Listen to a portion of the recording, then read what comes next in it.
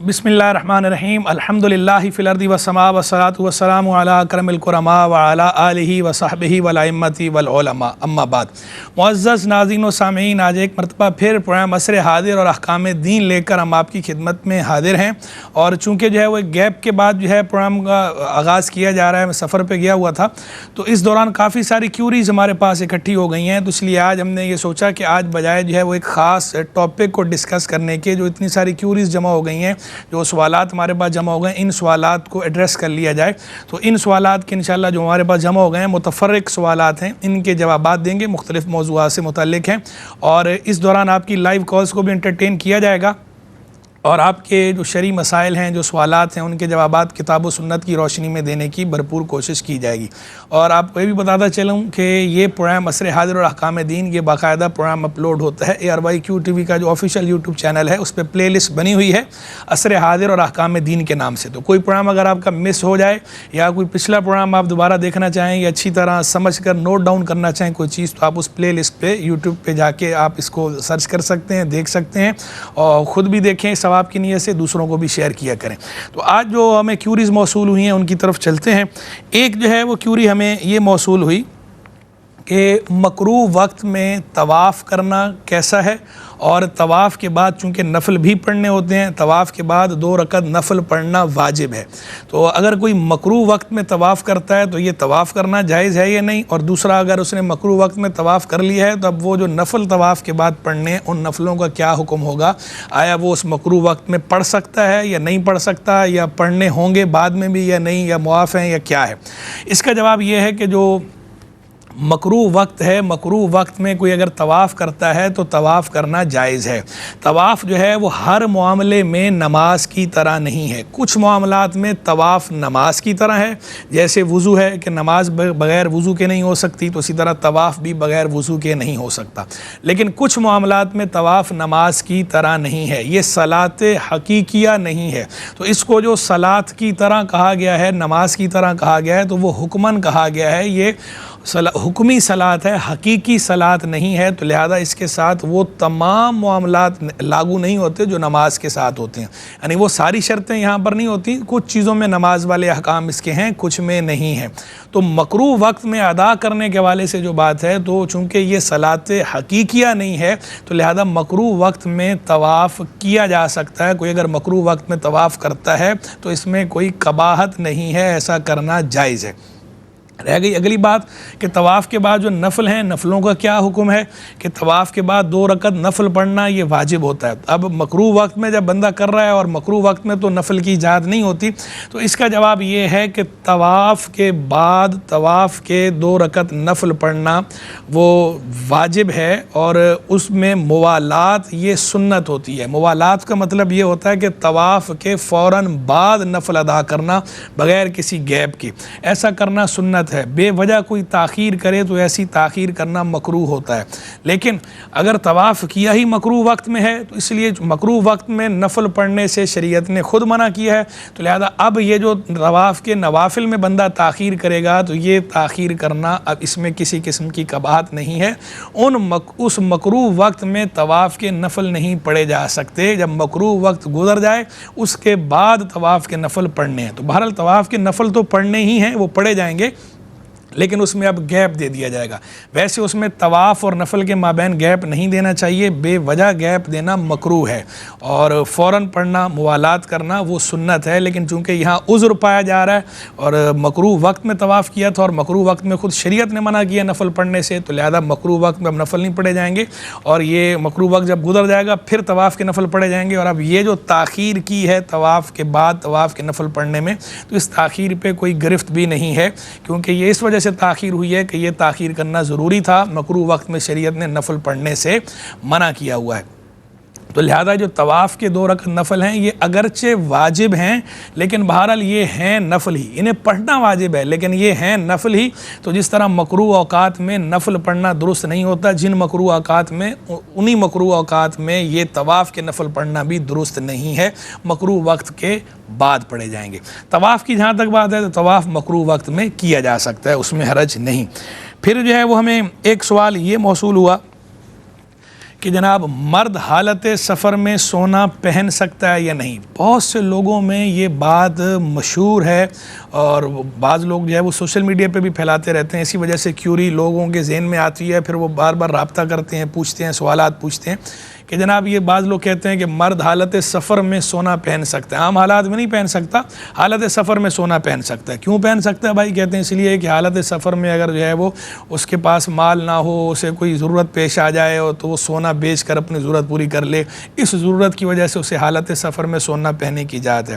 تو یہ جو بعض لوگ سمجھتے ہیں ان کا یہ سمجھنا درست نہیں ہے, یہ مسکنسیپشن ہے. سونا پہننے کی مرد کو اجازت شریعت مطہرہ نے نہیں دی. اللہ کے محبوب علیہ السلام نے فرمایا ہے, حدیث ہے اور بہت سی کتب حدیث کے اندر موجود ہے اور سنن نبی داؤد کے اندر بھی ہے کہ اللہ کے نبی علیہ السلام نے اپنے دائیں ہاتھ میں ریشم کو لیا اور بائیں ہاتھ میں سونے کو لیا, اور یہ لے کر آپ نے فرمایا کہ یہ میری امت کے مردوں پر حرام ہیں, حرام لذکور امتی, میری امت کے مردوں پر یہ دو چیزیں ریشم اور سونا حرام ہے. تو اس میں اللہ کے نبی علیہ السلام نے کوئی تخصیص نہیں فرمائی سفر یا حضر کی. آپ نے مطلق بات کی ہے کہ مردوں پر اس دنیا میں سونا پہننا حرام ہے. عورتوں کو اجازت ہے, تو عورت حالت سفر میں ہو یا حالت حضر میں ہو, گھر میں ہو, عورت سونا پہن سکتی ہے. مرد بہرحال سونا نہیں پہن سکتا, نہ حضر میں پہن سکتا ہے نہ سفر میں پہن سکتا ہے. سفر میں بھی مرد کو سونا پہننے کی اجازت نہیں ہے. تو یہ بالکل غلط بات ہے, جس کسی نے بھی اڑائی ہے غلط اڑائی ہے, بے پر کی اڑائی ہے, ایسی فیبریکیٹڈ بات ہے, اس کی کوئی اصل نہیں ہے شریعت میں. رہ گئی یہ بات کہ جناب اگر اسے ضرورت پیش آ جائے تو بھئی وہ ضرورت سونا پہننے سے ہی پوری ہو, یہ ضروری نہیں ہے. بغیر پہنے بھی تو سونا پاس رکھا جا سکتا ہے, اور صرف سونے ہی پہ کیا مدار ہے, سونے کے علاوہ کوئی بھی چیز ایسی رکھی جا سکتی ہے کہ جس کو بندہ بیچ کر اپنی ضرورت پوری کر سکتا ہے. تاہم سونے ہی کو لے لیں, اگر کسی نے سونا ہی لینا ہے, گولڈ ہی لینا ہے, تو ضرورت اس کا مدار اس پر نہیں ہے کہ پہنیں گے سونا تو ہی بیچ پائیں گے. بغیر پہنے اپنے سامان میں بھی سونا رکھا جا سکتا ہے, تو اپنے سامان میں سونا رکھ لے. اگر کسی کو واقعی اس طرح کی ضرورت کا کوئی اندیشہ ہے یا اس نے اس وجہ سے سونا ساتھ رکھنا ہے تو وہ اس طرح رکھ لے. پہننے کی بہرحال مرد کو اجازت شریعت نے نہیں دی. مرد سونا نہیں پہن سکتا, نہ حالت سفر میں پہن سکتا ہے نہ حالت حضر میں پہن سکتا ہے. بلکہ شریعت کا حکم تو یہاں تک ہے کہ جو بچے ہوتے ہیں, چھوٹے بچے, وہ بھی لڑکے جو ہیں, لڑکے کو سونا یا سونے کا کوئی زیور نہ پہنایا جائے. بعض لوگ اپنے چھوٹے بچوں کو سونے کے زیور پہنا دیتے ہیں یا سونے کی انگوٹھی پہنا دیتے ہیں یا اور اس طرح کی کوئی چیز, یا سونے کا لاکٹ پہنا دیتے ہیں. پیسہ زیادہ ہوتا ہے, شو آف کے لیے ایسا کرتے ہیں. اول تو شو آف کی جو نیت ہے یہ خود بھی درست نہیں ہے, ایسا نہیں کرنا چاہیے. اور دوسرا یہ ہے کہ سونا جو ہے وہ چھوٹے بچوں کو بھی پہنانے کی اجازت نہیں ہے. اور کوئی اگر اس طرح چھوٹے بچوں کو, لڑکوں کو, ان کو سونا اس طرح پہناتا ہے تو یہ جو پہنانے والا جو ولی ہے, سرپرست ہے, جو پہنا رہا ہے خود, یہ گناہ گار ہوگا. چھوٹا بچہ تو ظاہری بات ہے, لڑکا نابالغ ہے, وہ مکلف نہیں ہے احکام شرع کا, لیکن جو ولی ہے, جو سرپرست ہے, یہ بہرحال مکلف ہے احکام شریعہ کا. تو یہ اگر لڑکے کو, چھوٹے لڑکے کو اگر یہ سونا پہناتے ہیں, چاہے وہ کسی بھی شیپ میں ہو, تو اس کی بھی اجازت نہیں ہے. تو یہاں تک سختی ہے کہ اس کو نہیں پہنا سکتے, تو خود جو بالغ مرد ہے, اڈلٹ ہے, وہ خود کیسے سونا پہن سکتا ہے؟ تو اسے بھی خود سونا پہننے کی اجازت نہیں ہے. پھر جناب ایک کیوری جو ہے وہ یہ موصول ہوئی, چونکہ جو ہے وہ ایگزامز وغیرہ ہو رہے تھے, امتحانات ہو رہے تھے, تو یہ بھی بار بار سوال جو ہے کئی لوگوں کی طرف سے آیا کہ امتحان میں نقل کرنا یہ کیسا ہے, اور کوئی نقل میں معاونت کرتا ہے دوسرے کی, مدد کی نیت سے, تو یہ کرنا کیسا ہے؟ میرے خیال یہاں پر ایک کالر ہمارے ساتھ, انہیں شامل کرتے ہیں, پھر اس کے بعد جو ہے وہ جواب عرض کرتا ہوں. شاید لائن ڈراپ ہو گئی, آپ ہمیں دوبارہ جوائن کر سکتے ہیں. تو میں عرض کر رہا تھا کہ کیوری یہ موصول ہوئی کہ امتحان میں کوئی بندہ اگر نقل کرتا ہے تو یہ کرنا درست ہے یا نہیں, اور اس کی مدد کرنا درست ہے یا نہیں. تو پہلی بات تو یہ ہے کہ دیکھیں, امتحان میں نقل کرنا جائز نہیں ہے. یہ دھوکہ ہے, اس میں تلبیس ہے, جھوٹ ہے, اور دھوکے کی, تلبیس کی اجازت شریعت نے نہیں دی. بلکہ دھوکہ تو وہ چیز ہے کہ شریعت نے کافر کے ساتھ بھی دھوکہ کرنے کی اجازت ہمیں نہیں دی. صرف اور صرف ایک جنگ کا موقع ایسا ہے کہ جس پر اجازت دی گئی ہے، جنگ کے علاوہ غیر مسلم کے ساتھ بھی، کافر کے ساتھ بھی دھوکہ کرنا درست نہیں۔ اور جنگ میں جو اجازت ہے وہ بھی اس وجہ سے ہے کہ اس کے بارے میں خود فرمایا گیا الحرب خدا، جنگ چال بازی کا نام ہے، چونکہ جنگ کے اندر وار اسٹریٹجی ترتیب دی جاتی ہے، اس کے اندر ڈسیو کیا جاتا ہے، تو جنگ کا تو یہ ایک حصہ ہے۔ تو جنگ کے اندر تو ہو سکتا ہے، عام حالات میں کسی غیر مسلم کو بھی آپ دھوکہ نہیں دے سکتے، تو چہ جائے کہ مسلمانوں کو دھوکہ دینا، تو ہر وہ چیز جس میں اس طرح دھوکے کا پہلو ہوتا ہے اس کی اجازت نہیں ہوتی۔ تو نقل میں بھی چونکہ دھوکہ ہے اس کی اجازت نہیں ہے۔ کال ہے، شامل کرتے ہیں، پھر بقیہ گفتگو کرتا ہوں۔ السلام علیکم۔ وعلیکم السلام ورحمۃ اللہ۔ جی فرمائیے۔ میں پوچھنا چاہ رہا تھا کہ اگر قرآن کی تلاوت کرتے وقت غنہ نہ کیا جائے یا مد نہ ادا کی جائے یا الف نہ پڑھا جائے تو اس سے قرآن کی تلاوت پر کیا اثر پڑتا ہے؟ ٹھیک ہے، اور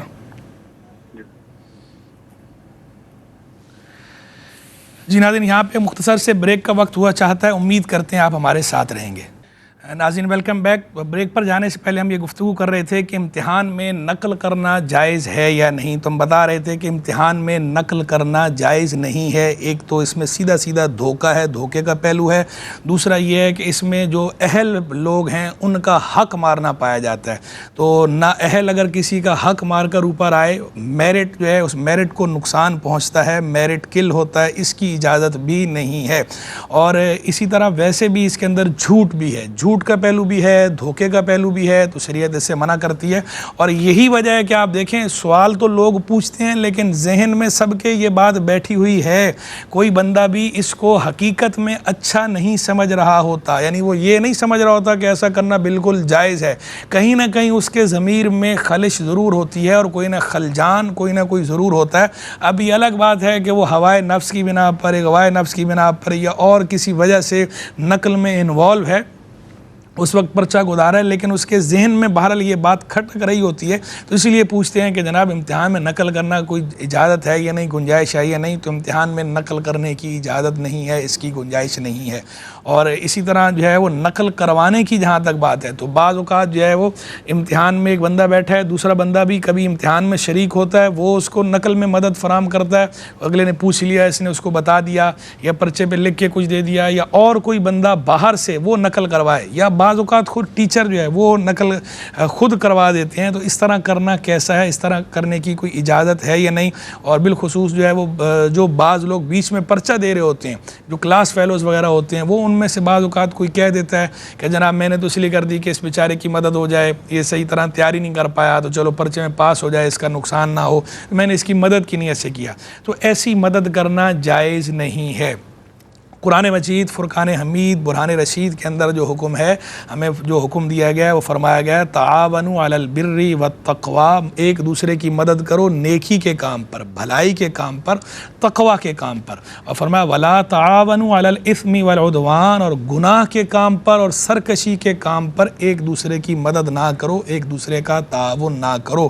تو مدد کے پہلو کو ہی لے لیا جائے تو خود جب قرآن نے واضح انداز میں یہ بات فرما دی ہے کہ کسی کی گناہ کے کام پہ، سرکشی کے کام پہ مدد نہیں کی جا سکتی، نہیں کرنی چاہیے، ایسا تعاون کرنا درست نہیں ہے، تو آپ کی انٹینشن جتنی مرضی اچھی ہو یہ فعل درست نہیں ہے۔ اس نیت سے بھی آپ اگلے کو نقل نہیں کروا سکتے، نہ امتحان میں شریک کوئی دوسرا بندہ نقل کروا سکتا ہے، نہ باہر سے کوئی بندہ نقل کروا سکتا ہے، نہ ہی ٹیچر نقل کروا سکتا ہے، اس کی شرعاً اجازت نہیں ہے۔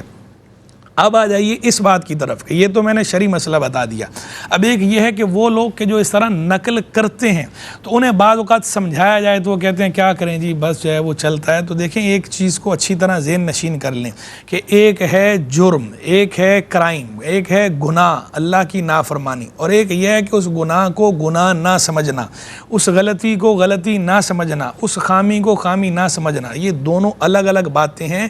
جرم کرنا یا گناہ کرنا یہ بھی برا ہے، لیکن اس سے کہیں زیادہ برا یہ ہے کہ آدمی گناہ کو گناہ ہی نہ سمجھے، کہ آدمی برائی کر رہا ہے لیکن اس برائی کو برائی سمجھ ہی نہیں رہا۔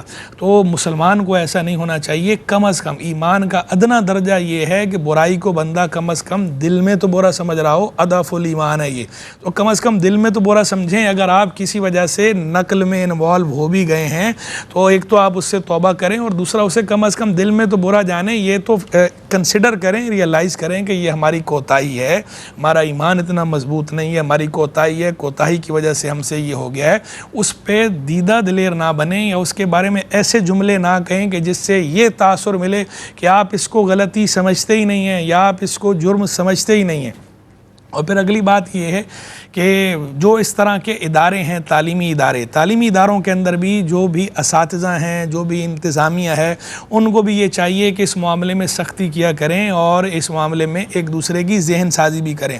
بعض جگہوں پر دیکھنے میں یہ آتا ہے کہ بعض اداروں میں اگر کوئی ایک استاد یا دو استاد اسٹرکٹ ہیں، سخت ہیں اس معاملے میں، تو بقیہ جو ہے وہ بڑے ہی نرم ہوتے ہیں اور وہ خود مدد کر رہے ہوتے ہیں، خود نقل کروا رہے ہوتے ہیں۔ تو ایسا کرنا درست نہیں ہے۔ آپ اچھے کلچر کو پروموٹ کریں، اچھی فضا کو پروان چڑھائیں۔ معاشرہ ترقی میں اس وجہ سے پیچھے رہ جاتا ہے، چاہے وہ دنیاوی تعلیم ہو، چاہے وہ دینی تعلیم ہو، کسی بھی طرح کی ایجوکیشن ہو، کسی بھی طرح کے ایگزامز ہوں، اس کے اندر اگر اس طرح کی فضا ہوگی تو نااہل لوگ آگے آئیں گے، میرٹ کل ہوگا۔ جب میرٹ کل ہوگا، نااہل لوگ آگے آئیں گے تو معاشرہ کبھی بھی پھلے گا پھولے گا نہیں، معاشرہ بیک فٹ پہ رہے گا، ترقی نہیں کرے گا۔ اور معاشرہ افراد کے مجموعے کا نام ہے، قطرہ قطرہ کر کے دریا بنتا ہے۔ ہر فرد اس میں اپنی ذمہ داری محسوس کرے اور اپنا and come is come clear رکھے۔ یہاں پر ایک کالر ہمارے ساتھ شامل کرتے ہیں۔ السلام علیکم۔ وعلیکم السلام جی فرمائیے۔ مفتی صاحب، سوال میرا یہ ہے جی کہ ایک آدمی بجلی چوری کرتا ہے، ٹھیک ہے، اور بجلی چوری کرتا ہے کہ صحیح تو جائز کام کر رہا ہے یا غلط کام کر رہا ہے؟ ٹھیک ہے، اچھا، نمبر دو یہ ہے کہ تہجد کی نماز ہم جب ادا کرتے ہیں تو اس کا ٹائم کب سے کب تک کا ہے تہجد کی نماز کا؟ یہ دو سوال ہیں۔ میں عرض کرتا ہوں۔ اور ٹھیک ہے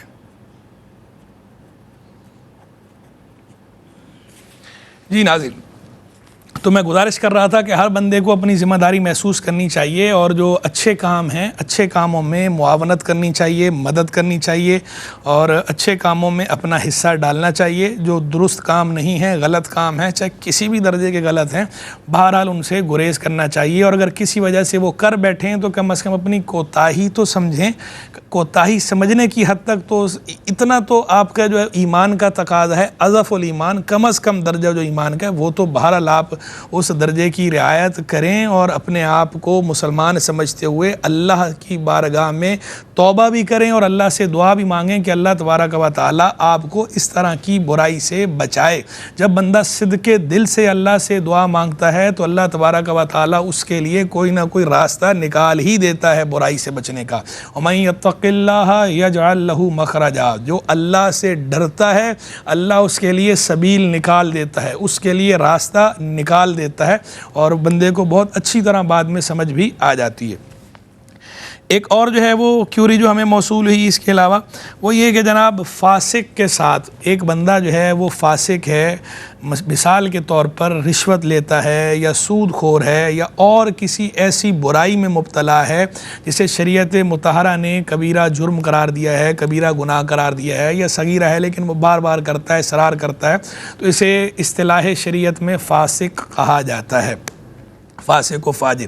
تو جو فاسق ہے، فاسق کے ساتھ تعلق رکھنا کیسا ہے، فاسق کے ساتھ حسن سلوک کر سکتے ہیں یا نہیں کر سکتے، اس کے ساتھ قطع تعلق کرنا ضروری ہے یا اگر تعلق رکھیں گے تو اس کی کوئی اجازت ہے، کوئی گنجائش ہے، بالخصوص رشتہ داروں میں، کہ ایسی سچویشن پیش آ جاتی ہے کہ رشتہ داروں میں کوئی اس طرح کا ہوتا ہے کہ وہ ایسے جرائم میں انوالو ہوتا ہے، تو آپ اس کے ساتھ تعلق رکھنے کی یا حسن سلوک کرنے نہ کرنے کی کیا صورت ہوگی، شریعت اس بارے میں کیا کہتی ہے، کیوں یہ موصول ہوئی ہے، اس کا جواب میں عرض کرتا ہوں۔ یہاں پہ ایک مختصر سے بریک کا وقت ہوا چاہتا ہے، امید کرتے ہیں آپ ہمارے ساتھ رہیں گے۔ جی ناظرین، ویلکم بیک۔ بریک پر جانے سے پہلے ہم یہ گفتگو کر رہے تھے کہ ایک کیوری ہمیں یہ موصول ہوئی ہے کہ جو فاسق ہوتا ہے، فاسق سے حسن سلوک کرنا جائز ہے یا نہیں، اس سے قطع تعلق کرنا ضروری ہے یا نہیں، تو اس کا جواب یہ ہے کہ فاسق کے ساتھ تعلق رکھنے یا نہ رکھنے کے حوالے سے اکابر کے دو طرح کے طرز عمل پائے جاتے ہیں شریعت کی روشنی میں، اور دونوں ہی طرز عمل اپنی اپنی جگہ درست ہیں۔ وہ طرز عمل کیا ہیں؟ بعض اکابر کا طریقہ یہ ہے کہ جو بندہ فاسق ہو، اللہ کی سری نافرمانیوں میں مبتلا ہو، تو ایسے شخص کے ساتھ قطع تعلق کر لیا جائے، اس کا سماجی مقاطعہ کیا جائے، سوشل بائیکاٹ کیا جائے، تاکہ وہ پریشان ہو کر تنگ آ کر اپنے اس جرم کو چھوڑ دے، اللہ کی بارگاہ میں رجوع لائے، توبہ کر لے، اور پھر اس طرح جو ہے اس کے ساتھ دوبارہ تعلقات بحال کر لیے جائیں۔ جبکہ بعض حضرات اکابر کا طریقہ یہ رہا، وہ بھی شریعت کی روشنی میں ہے، وہ یہ کہ ایسے بندے کے ساتھ حسن سلوک سے پیش آیا جائے، ملاطفت اختیار کی جائے، نرمی کے ساتھ پیش آیا جائے، تاکہ وہ حسن سلوک سے متاثر ہو کر دوبارہ نیکی کی طرف آ جائے، گناہ سے بچ جائے۔ اور قول فیصل اس بارے میں کیا ہے؟ قول فیصل یہ ہے کہ جہاں پر مصلحت ہو جس معاملے میں، وہ معاملہ اختیار کیا جائے۔ یعنی اصل کیا ہے؟ اصل یہ ہے کہ اس بندے کو فسق و فجور سے بچانا ہے، اس کو اللہ کی نافرمانی سے بچانا ہے۔ تو جہاں پر یہ امید ہو کہ اگر ہم اس کے ساتھ حسن سلوک سے پیش آئیں گے، حسن سلوک کریں گے، تو اس حسن سلوک کے نتیجے میں یہ ہماری طرف مائل ہوگا، ہماری بات کو اہمیت دے گا، اور وقت مناسب پر ہم طریقے سے اس کی ذہن سازی کریں گے، اور یہ ہماری بات مان کر اللہ کی بارگاہ میں رجوع لائے گا، توبہ کر لے گا، اپنے ان گناہوں کو چھوڑ دے گا۔ تو وہاں پر یہ طریقہ اختیار کیا جائے کہ حسن سلوک سے پیش آیا جائے، قطع تعلق نہ کیا جائے۔ اور جہاں پر یہ امید ہو کہ ہم اس سے قطع تعلق اگر کریں گے، تو چونکہ اس کا ہمارے ساتھ تعلق ایسی نوعیت کا ہے کہ یہ ہمارا قطع تعلق برداشت نہیں کر پائے گا اور پریشان ہو جائے گا، اور فوراً پریشان ہو کر ہم سے بھی معذرت کرے گا اور اللہ کی بارگاہ میں بھی معافی مانگے گا، اور یہ گناہ چھوڑ دے گا اور دوبارہ نیکی کے راستے کی طرف آ جائے گا، تو وہاں پر قطع تعلق کر لیا جائے، سماجی مقاطعہ کر لیا جائے، سوشل بائیکاٹ کر لیا جائے۔ تو اب یہ بندے پر ہے کہ وہ بندہ دیکھے کہ یہ رشتہ دار ہو یا غیر رشتہ دار ہو، ہر جگہ یہ معاملہ بندہ دیکھ کر اس کے مطابق اپنا لاہے عمل طے کر لے، روڈ میپ طے کر لے، کہ جہاں پر امید ہو اس کے گناہ چھوڑنے کی، سماجی مقاطعے کی صورت میں، سوشل بائیکاٹ کی صورت میں، وہاں پر سوشل بائیکاٹ کیا جائے، قطع تعلق کیا جائے۔ اور جہاں پر یہ امید ہو کہ بھئی حسن سلوک کریں گے، تو اس حسن سلوک سے متاثر ہو کر یہ نیکی کی طرف آئے گا، دل اس کا مائل ہوگا، دل نرم ہوگا، بات سنے گا، سمجھے گا، اور اللہ کی بارگاہ میں رجوع لے آئے گا، وہاں پر حسن سلوک کیا جائے، وہاں پر اس کا سے قطع تعلق نہ کیا جائے۔ اور جہاں پر کوئی بندہ اس طرح کا ہے کہ نہ تو بھئی اس کے قطع تعلق سے کوئی امید ہے کہ یہ بندہ جو ہے وہ توبہ کر لے گا، نہ اس کے حسن سلوک سے کوئی امید ہے کہ یہ بندہ تعلق کر لے گا، یہ بندہ جو ہے وہ اللہ کی بارگاہ میں رجوع لے آئے گا، یعنی اس کا قطع تعلق کرنا یا حسن سلوک کرنا دونوں ایک ہی پلڑے میں ہوں، دونوں برابر کے ہوں، تو پھر ایسا شخص کیا کرے؟ تو ایسا شخص جو ہے وہ بہتر یہ ہے کہ ایسے موقع پر اللہ کی نافرمانی کو اللہ کی نافرمانی سمجھتے ہوئے اس بندے سے کنارہ کر لے۔ ہاں اگر فتنے کا اندیشہ ہو کہ بھئی اگر میں کنارہ کروں گا یا قطع تعلق کروں گا تو فتنہ فساد پیدا ہوگا، تو ایسی صورت میں پھر فتنہ فساد سے بچنے کے لیے قطع تعلق نہ کرے، بس دل میں برا جاننے پر اکتفا کرے۔ یہ مکمل تفصیل میں نے آپ کے گوش گزار کر دی ہے، امید ہے پورا مسئلہ آپ کو سمجھ میں آ گیا ہوگا۔ پھر جو ہے وہ ایک کیوری ہمیں یہ موصول ہوئی جناب کہ السلام علیکم کے جواب میں کوئی بجائے وعلیکم السلام کہنے کے السلام علیکم ہی کہہ دے جواب کی نیت سے، تو کیا اس طرح کرنے سے سلام کا جو جواب ہے وہ ہو جائے گا، یا اس کے ذمے میں ابھی بھی واجب باقی ہے، وعلیکم السلام کہنا ضروری ہے؟ دیکھیں بہتر تو یہ ہے، افضل اولا یہی ہے، سنت یہی ہے کہ جب سلام کیا جائے، السلام علیکم کہا جائے، تو اس کے جواب میں وعلیکم السلام کہا جائے۔ لیکن اگر کوئی السلام علیکم کے جواب میں جواب سلام کی نیت سے السلام علیکم ہی کہہ دیتا ہے، تو اس صورت میں بھی جو جواب ہے سلام کا وہ ادا ہو جائے گا، بندے کے سر سے واجب اتر جائے گا، کیونکہ یہ بھی شریعت مطہرہ کا قاعدہ اور ضابطہ ہے۔ باقاعدہ فقہا نے اس بات کی تصریح فرمائی ہے کہ ہر وہ کلام جو ابتدا بننے کی صلاحیت رکھتا ہو وہ جواب بننے کی بھی صلاحیت رکھتا ہے۔ ما صالح للابتدا صالح للجواب، جس کلام میں ابتدا بننے کی صلاحیت ہے اس کلام میں جواب بننے کی صلاحیت بھی ہے۔ تو السلام علیکم کا جو لفظ ہے اس میں ابتدا بننے کی صلاحیت ہے، تو اس میں جواب بننے کی صلاحیت بھی ہے۔ لہذا اگر کوئی اس ضابطے کی روشنی میں السلام علیکم کے جواب میں جواب سلام کی نیت سے السلام علیکم بھی کہہ دیتا ہے تو جواب سلام ادا ہو جاتا ہے، اس کے سر سے واجب اتر جاتا ہے۔ لیکن بہرحال بہتر یہ ہے، سنت یہ ہے کہ وعلیکم السلام کہا جائے جواب میں، اور زیادہ اولا یہ ہے کہ وعلیکم السلام ورحمۃ اللہ کہا جائے، اس سے بھی افضل یہ ہے کہ پورا ہی کہا جائے وعلیکم السلام ورحمۃ اللہ وبرکاتہ۔ باقی کچھ لوگ زیادہ گرم جوشی ظاہر کرنے کے لیے آگے اپنی طرف سے الفاظ کا اضافہ کر لیتے ہیں، کبھی سلام میں کبھی جواب سلام میں، کہ جناب السلام علیکم ورحمۃ اللہ وبرکاتہ و جنت و حلال و دوزخ حرام، اس طرح کے جو کلمات کہتے ہیں یہ نہیں کہنے چاہیے۔ سلام جتنا مشروع ہے وہ السلام علیکم ورحمۃ اللہ وبرکاتہ، یہاں اس پر جو ہے وہ اکتفا کرے۔ باقی بعض روایات کے اندر وہ مغفرت کے بھی الفاظ ہیں، تو کوئی اگر اسے ایڈ کرنا چاہے تو اس کی اجازت ہے، السلام علیکم ورحمۃ اللہ وبرکاتہ و مغفرتہ، بس یہاں پر اینڈ ہے۔ اس کے بعد آگے اور الفاظ لگانے کی سلام یا جواب سلام میں اجازت نہیں ہے، اور بالخصوص جب کہ انداز کسی کا ایسا ہو جائے کہ اس میں کوئی استہزاء کا پہلو نکل رہا ہو یا مذاق کا پہلو نکل رہا ہو، تو پھر تو اور زیادہ احتیاط کرنی چاہیے، کیونکہ یہ جو سلام اور جواب سلام ہے یہ شاعر اسلام میں سے ہے، تو اس کا استہزاء نہیں کرنا چاہیے، اس کا مذاق نہیں اڑانا چاہیے۔ شاعر اسلام کا بھی اپنا ایک پروٹوکول ہے اور اپنا ایک احترام ہے، اپنی ایک رسپیکٹ ہے، تو جس طرح دین کی رسپیکٹ ہے تو جو دین کے شاعر ہیں ان کی بھی ایک رسپیکٹ ہے، ان شاعر کو بھی ریگارڈ دینا چاہیے، ان کی بھی اہمیت کو پیش نظر رکھتے ہوئے انہیں مذاق کا نشانہ ہرگز نہیں بنانا چاہیے۔ پھر جو ہے وہ یہاں پر ایک سوال ہمیں یہ موصول ہوا کہ 5 مہینے کی بچی تھی، ابھی عقیقہ نہیں کیا تھا کہ بچی کا انتقال ہو گیا، تو اب کیا حکم ہے، اس کا عقیقہ کرنا ہے یا نہیں کرنا؟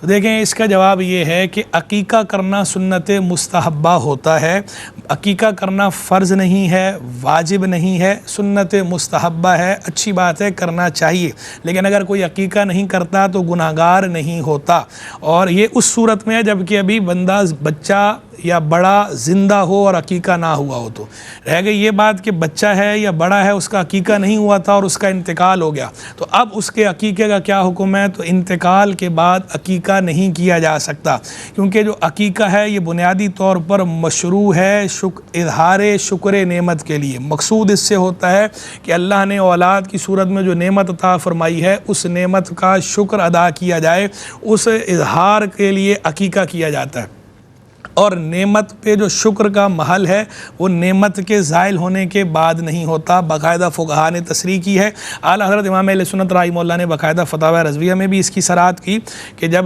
بچہ فوت ہو گیا تو اب شکر نعمت کا محل نہیں رہا، تو لہذا اب مرنے کے بعد اس کا عقیقہ نہیں کیا جا سکتا، اور عقیقہ لازم بھی نہیں ہے، ویسے بھی لازم نہیں تھا، اور مرنے کے بعد تو ویسے بھی عقیقہ اب عقیقے کی حاجت نہیں ہے۔ ہاں ویسے کوئی ثواب کی نیت سے جانور قربان کر کے اللہ کی راہ میں خرچ کی نیت سے مسلمانوں کو کھلانا چاہے، دیگر لوگوں کو کھلانا چاہے یا دعوت کرنا چاہے تو وہ بہرحال ہمیشہ جائز ہے، اس کی تو کہیں ممانعت نہیں ہے، وہ اس صورت میں بھی وہ کی جا سکتی ہے۔ دعوت یا ضیافت میں حرج نہیں ہے، اللہ کی راہ میں خرچ کرنے میں بھی حرج نہیں ہے، لیکن یہ بطور عقیقہ ایسا کرنا جو ہے وہ ہے یا نہیں، تو یہ عقیقہ نہیں ہے، اب عقیقہ موت کے بعد عقیقہ نہیں ہو سکتا۔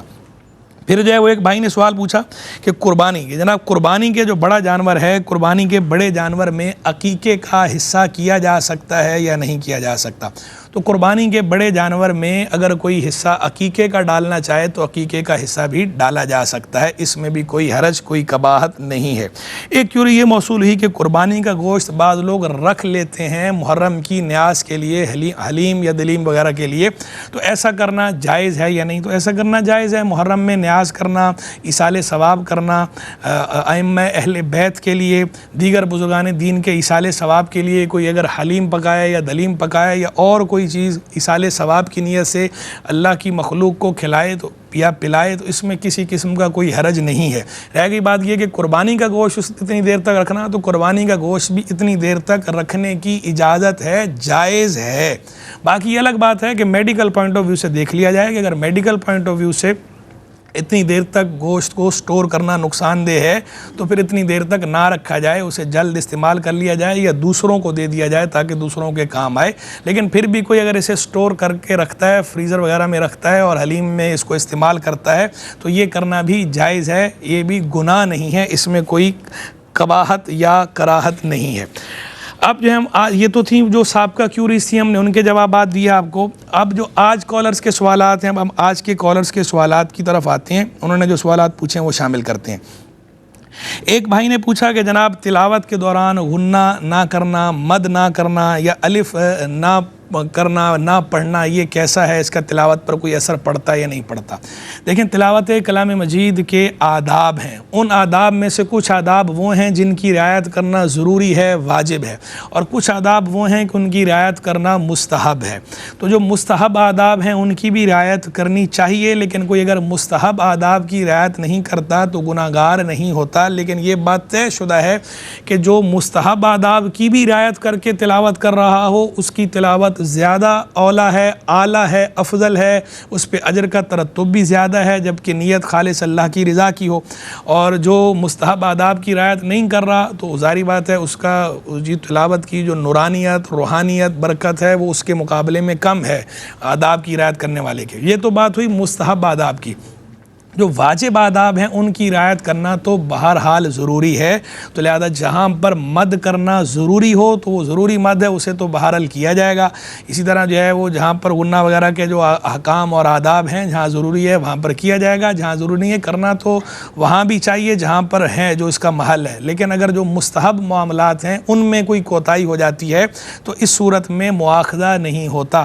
باقی یہ ایک الگ پہلو ہے کہ جو تجوید ہے، اتنی تجوید قرآن مجید فرقان حمید کو اتنی تجوید کے ساتھ پڑھنا، یعنی جس سے حروف میں امتیاز ہو جائے اور الفاظ کے معنی فاسد نہ ہوتے ہوں، یہ تجوید بہرحال فرض ہے ہر مسلمان مرد اور عورت پر۔ تو کم از کم اتنی تجوید سیکھنا اور اس کے مطابق قرآن پڑھنا یہ سب پر ضروری ہے، سب پر لازم ہے۔ کسی نے نہیں سیکھی یا اس میں کوتاہی کرتا ہے تو اس کوتاہی سے باز آئے، اس کوتاہی سے توبہ بھی کرے اور اب سیکھے۔ اور سیکھنے کی کوئی عمر، کوئی مدت متعین نہیں ہے، بندہ کسی بھی عمر میں سیکھ سکتا ہے۔ تو بعض جو بڑی عمر کے مرد یا عورتیں یہ کہتے ہیں کہ جناب ہماری تو زبان پہ چڑھا ہوا ہے، اب ہم سیکھ نہیں سکتے، آپ بھی سیکھ سکتے ہیں۔ اور بہت سے کام ایسے ہوتے ہیں جب آپ نے کرنے ہوتے ہیں، آپ کی جب انٹینشن ہوتی ہے آپ کر گزرتے ہیں، تو یہ بھی آپ کر سکتے ہیں۔ تو لہذا جو ہے وہ آپ اس میں سستی نہ کریں، اچھی نیت سے، اللہ کی رضا کی نیت سے آپ اس کام کو کرنے کی جب نیت کریں گے تو اللہ تبارک و تعالیٰ کی طرف سے بھی مدد شامل حال ہوتی ہے۔ اور ویسے بھی وہ کون سا عقدہ ہے جو واہ ہو نہیں سکتا، ہمت کرے انسان تو کیا ہو نہیں سکتا۔ تو جب انسان واقعی ہمت کرتا ہے تو انسان بہت بڑے اور بھاری کام بھی کر لیتا ہے کہ جو بظاہر ناممکن لگ رہے ہوتے ہیں۔ تو یہ تو کوئی ناممکن بات بھی نہیں ہے اور کوئی اتنی مشکل بات بھی نہیں ہے۔ بہرحال جو ہے قرآن مجید فرقان حمید کو تجوید کے ساتھ پڑھنا سیکھنا چاہیے۔ فرض تجوید تو بہرحال ضروری ہے، اور جو فرض سے زائد ہے، جو مستحب ہے، اس کی بھی بہرحال رعایت کرنی چاہیے، اور وہ بھی بندہ سیکھے، بہت اچھی بات ہے، نور علی نور ہے۔ پھر ایک بہن نے سوال پوچھا کہ جناب غیر مسلم عورتوں سے گھر کے برتن دھلوانا کیسا ہے؟ کچن وغیرہ میں بعض اوقات جو کام کرنے والی خواتین ہوتی ہیں، تو کام کرنے والی ماسیاں جو ہیں ان میں بعض اوقات غیر مسلم خواتین بھی ہوتی ہیں، تو ان سے گھر کے برتن جو ہے وہ دھلوائے جا سکتے ہیں یا نہیں دھلوائے جا سکتے؟ تو ان سے گھر کے برتن دھلوائے جا سکتے ہیں۔ اگر غیر مسلم ماسی ہے اور اس نے گھر میں برتن دھوئے ہیں یا آپ ان سے گھر کے برتن دھلواتی ہیں تو گھر کے برتن دھلوانا جائز ہے، کیونکہ جب کہ ظاہری طور پر کوئی نجاست وغیرہ نہ لگی ہوئی ہو، کیونکہ جو کفر ہے یہ نجاست حکمی ہے، یہ بدن کے اندر نجاست ان کے نہیں لگی ہوتی، یہ حکمی نجاست ہے، مانوی نجاست ہے، اور مانوی نجاست کو بہرحال نجاست سمجھنا چاہیے۔ لیکن چونکہ یہ بدن پر نہیں لگی ہوئی یا کپڑوں پر نہیں لگی ہوئی تو اس سے کوئی چیز ناپاک نہیں ہوگی۔ تو اگر غیر مسلم ہے تو غیر مسلم جو اس کے بدن پر یا کپڑوں پر کوئی نجاست نہیں لگی ہوئی تو وہ کسی برتن کو اگر وہ ہاتھ لگاتے ہیں یا برتن کو دھوتی ہیں خواتین تو ان کا اس طرح برتن دھونا جائز ہے، اور اس برتن دھونے میں کوئی قباحت نہیں ہے۔ پھر جو ہے وہ ایک بھائی نے سوال پوچھا کہ جناب مرد سونے کے بٹن لگا سکتا ہے یا نہیں لگا سکتا اپنے لباس میں؟ دیکھیں ویسے بہتر تو یہ ہے کہ سونے کے بٹن نہ لگائے جائیں، لیکن اگر مرد سونے کے بٹن استعمال کرتا ہے اپنے کپڑوں میں تو اگر بغیر زنجیر کے وہ بٹن ہوں تو ایسے بٹن استعمال کرنا جائز ہے، کیونکہ جب بٹن جو ہوتے ہیں یہ بندے کے بدن کے تابع نہیں ہوتے، یہ کپڑوں کے تابع ہوتے ہیں۔ کپڑوں کے تابع ہونے کی وجہ سے فقہائے کرام نے اس کی اجازت دی ہے، شریعت نے اس کی اجازت دی ہے، باقاعدہ کتب فقہیہ میں تصریح موجود ہے کہ جو بٹن ہیں ریشم کے بٹن ہوں یا سونے کے بٹن ہوں یا چاندی کے بٹن ہوں، ان بٹنوں کی اجازت ہے جبکہ بغیر زنجیر کے ہوں، کہ یہ کپڑے کے تابع ہیں، کپڑے کے تابع ہونے کی وجہ سے اجازت ہے۔ ہاں اگر زنجیر کے ساتھ ہوں، سونے کا بٹن زنجیر کے ساتھ ہوگا تو چونکہ زنجیر ساتھ آ گئی تو اس صورت میں اب یہ زیور کے حکم میں ہو جاتا ہے۔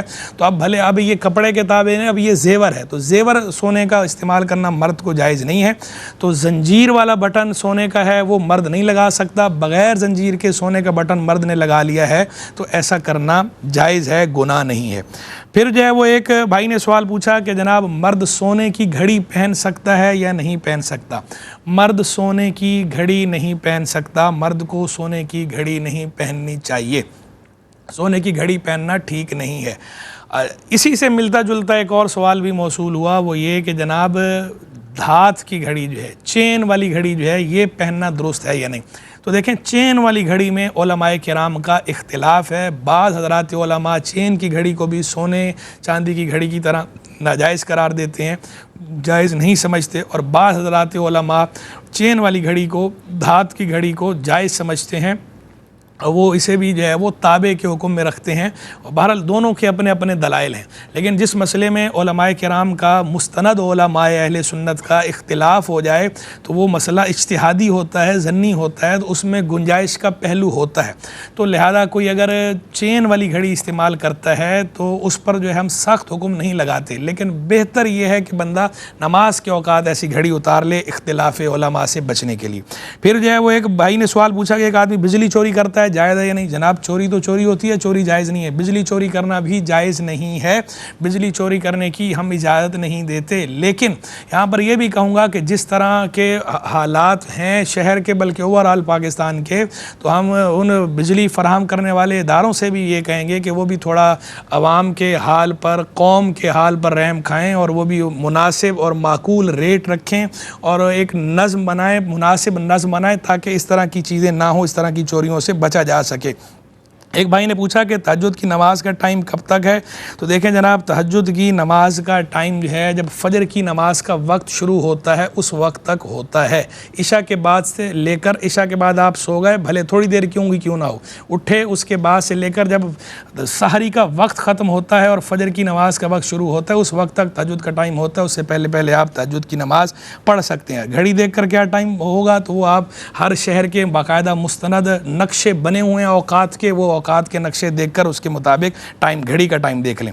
اور عرفہ کے حوالے سے ایک بہن نے سوال پوچھا تھا کہ عرفہ کا دن جو ہے ہم حجاز مقدس کے حوالے سے ہم وہ عبادت کریں گے یا پاکستان کے حوالے سے کریں گے؟ آپ دونوں دن کے حوالے سے کر لیں، دونوں دن اللہ کی عبادت ہے، نور اللہ نور ہے۔ اور کون سی عبادت کریں؟ نمازوں کی پابندی کریں، قرآن مجید کی تلاوت کریں، اللہ سے زیادہ دعا مانگیں، بالخصوص عصر تا مغرب کا وقت دعا میں گزاریں اور مناجات میں گزاریں، گریہ و زاری میں گزاریں۔ اللہ تبارک و تعالی ہم سب کا حامی و ناصر ہو۔ وآخر دعوانا ان الحمد للہ رب العالمین۔